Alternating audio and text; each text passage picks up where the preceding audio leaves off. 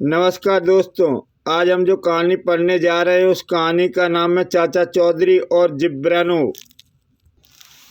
पिछले अंक में आपने पढ़ा था कि चाचा चौधरी और साबू को दिखी थी रहस्यमय तरंगें, जिन्होंने देखते ही देखते ले लिया था भयानक रूप। यहाँ तक की कहानी आप चाचा चौधरी और प्रोफेसर बेड नामक कॉमिक्स में पढ़ चुके हैं। आगे रहस्यमय तरंगों ने जो खतरनाक इंसानी रूप लिया है वो तुम्हारे जैसा है साबू।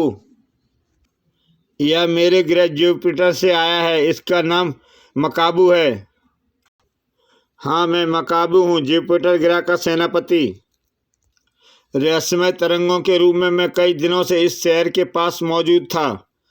जानता था कि तुम यहाँ पहुँचोगे। तुम यहाँ मुझसे रहस्यमय ढंग से मिलने के लिए क्यों मौजूद थे? इसका एक ही मतलब है साबू, ना मकाबू की नीयत अच्छी और ना मकसद। तेज दिमाग पाया है तुमने, जो मेरा मकसद भांप गए। इसका इनाम मौत मिलेगी। रुको मकाबू, चाचा से दूर रहो, यहाँ से दूर जाओ। और दोनों आमने सामने आ गए। पहले तुम्हें ही खत्म करता हूँ। मैं भी जुपिटर ग्रह का वासी हूँ। हम दोनों की शक्तियाँ बराबर हैं। चाचा चौधरी के सामने निर्णायक लड़ाई शुरू हो गई थी। इसी बीच चाचा चौधरी घर पर नहीं है। जो भी माल है हमारे हवाले करो। चाचा चौधरी के पीछे उसका घर लूटने का मजा ही कुछ और है। चल निकालो। तभी अरे ये कुत्ता हाय, काट लिया। आओ। शाबाश रॉकेट, पुलिस के आने तक ऐसे ही ठीक है। आओ, पुलिस को जल्दी बुलाओ, नहीं तो एम्बुलेंस बुलानी पड़ेगी। पुलिस बचाओ। बच गए। अब कभी चोरी नहीं करूँगा, हिमालय पर तपस्या करूँगा। रॉकेट, कब से तुम्हें ढूंढ रही हूँ। चाचा को ढूंढ कर लाओ, खाने का समय हो गया है। पता नहीं वह कहाँ है। चाचा थे एक मुसीबत के सामने।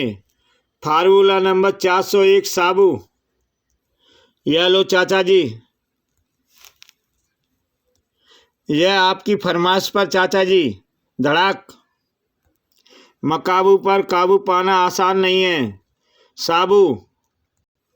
तुम्हारी और मकाबू की शक्तियाँ समान हैं साबू। इससे निपटने के लिए फार्मूला नंबर 431 और 242 अपनाना होगा। चाचा जी, फार्मूला नंबर 431 अपनाता हूँ।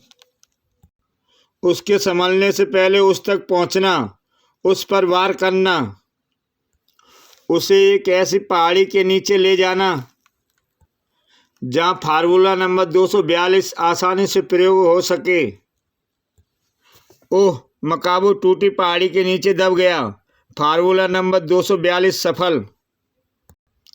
मकाबू का किस्सा खत्म हुआ। मकाबू इतनी आसानी से खत्म होने वाला नहीं। चाचा चौधरी का दिमाग तुम्हें आसानी से ख़त्म नहीं होने देगा साबू, लेकिन तुम्हें ख़त्म तो होना ही होगा, क्योंकि मैं पूरी तैयारी के साथ आया हूँ। क्या है यह? ओह, इसकी छाती पर अजीब सी बेल्ट प्रकट हो रही है। मेरी ऐसी शक्तियाँ जिससे घातक हथियार निकलते हैं। ओह, धड़ाक धड़ाक। साबू संभलो।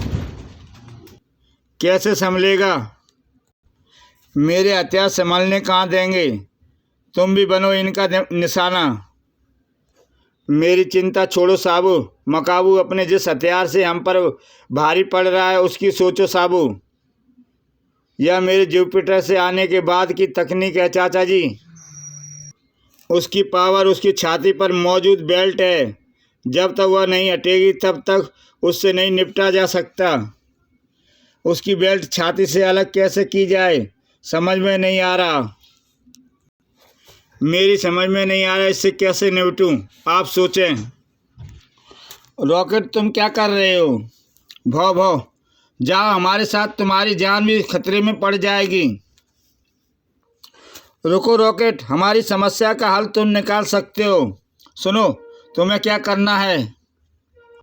चाचा चौधरी का दिमाग कंप्यूटर से तेज चलता है, समझ गए। अब जाओ मगर ध्यान से। रॉकेट मकाबू तक पहुंच गया। उसको पता ही नहीं चला वह साबू को ख़त्म करने में लगा है। ओह मेरी बेल्ट। हमारे लिए यह अच्छा है। जैसे ही रॉकेट का काम पूरा हुआ वैसे ही रॉकेट ने अपने दांतों से काट दिया। साबू अब यह नहीं संभलना चाहिए। नहीं संभलेगा चाचा जी, मैं इसे नहीं संभलने दूंगा। साबू उसे चक्कर गिन्नी बना डालता है। जा यहाँ से। कहाँ गया होगा? गया तो अंतरिक्ष में, मगर जुपिटर में नहीं। वह वापस नहीं आएगा। चल फटाफट रॉकेट, तेरी चाची का संदेश लेकर आया है। चल जल्दी घर, नहीं तो मुझ पर बेलन अटैक हो जाएगा। जल्दी ही घर पर। लो खाओ। कड़ाच, दाल में कंकड़। भगवान तुम्हें 2 आंखें दी हैं, कंकड़ नहीं देख सकती। उसी भगवान ने आपको 32 दांत दिए हैं, छोटा सा कंकड़ नहीं चबा सकते। चाचा जी, मैंने आपको और चाची जी को कभी एक साथ हंसते नहीं देखा। जब मैं तुम्हारे चाचा जी पर बेलन फेंकती हूँ और वह सही निशाने पर लगता है तो मैं हंसती हूँ। जब निशाना चूक जाता है तो तुम्हारे चाचा जी हंसते हैं। हो साबू, खाना खाते वक्त बातें करना अच्छी बात नहीं। समझ गया चाचा जी, समझ गया। जरा टीवी तो चला, न्यूज़ ही देख लें। फ्यूचर सिटी में एक खतरनाक शख्स का हमला। साबू चल, शायद हमारी किस्मत में आराम करना लिखा ही नहीं। जिब्रेनो है मेरा नाम। इस शहर में आतंक का नया नाम, जिब्रेनो। रुक जाओ चाचा चौधरी, फ्यूचर सिटी का रक्षक। मुझे तुम्हारी ही तलाश थी।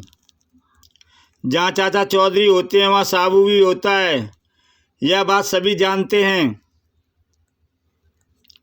जिब्रेनो इस फ्यूचर सिटी को ख़त्म करेगा। तुम्हें ख़त्म करके धड़ाक।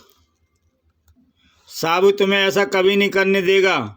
चींटी हाथी को चोट पहुंचाने की कोशिश कर रही है। जिब्रानो एक भयानक हंसी हंसा। तुम्हारे वारों का इस पर क्यों असर नहीं हो रहा? इसका एक कारण है कि यह मेरे ग्रह जुपिटर से आया है, लेकिन तुम पर मेरे वारों का भरपूर असर हो रहा है। यह असर तुम्हें जल्दी ही ख़त्म कर डालेगा।